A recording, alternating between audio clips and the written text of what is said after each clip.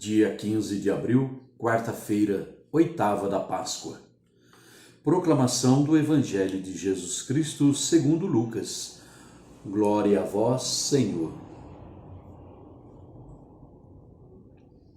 Naquele mesmo dia, o primeiro da semana, 2 dos discípulos de Jesus iam para um povoado chamado Emaús, distante 11 quilômetros de Jerusalém. Conversavam sobre todas as coisas que tinham acontecido. Enquanto conversavam e discutiam, o próprio Jesus se aproximou e começou a caminhar com eles. Os discípulos, porém, estavam como que cegos e não o reconheceram. Então Jesus perguntou: "Que ides conversando pelo caminho?" Eles pararam, com o rosto triste, e um deles, chamado Cleofas, lhe disse: "Tu és o único peregrino em Jerusalém que não sabe o que lá aconteceu nestes últimos dias?" Ele perguntou: "Que foi?" Os discípulos responderam: "O que aconteceu com Jesus, o Nazareno, que foi um profeta poderoso em obras e palavras, diante de Deus e diante de todo o povo. Nossos sumos sacerdotes e nossos chefes o entregaram para ser condenado à morte e o crucificaram.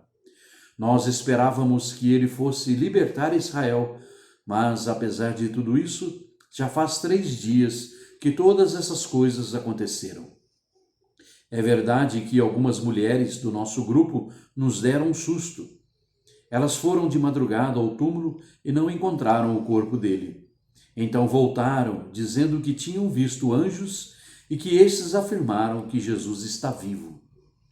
Alguns dos nossos foram ao túmulo e encontraram as coisas como as mulheres tinham dito.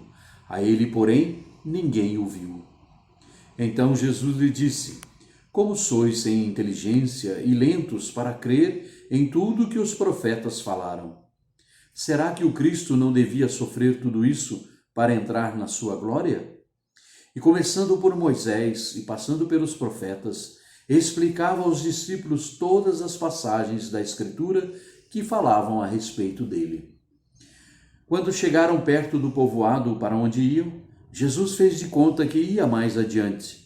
Eles, porém, insistiram com Jesus, dizendo: "Fica conosco, pois já é tarde e a noite vem chegando." Jesus entrou para ficar com eles. Quando se sentou à mesa com eles, tomou o pão, abençoou, partiu e lhe distribuía. Nisso, os olhos dos discípulos se abriram e eles reconheceram Jesus. Jesus, porém, desapareceu da frente deles. Então um disse ao outro: "Não estava ardendo o nosso coração quando ele nos falava pelo caminho e nos explicava as Escrituras?"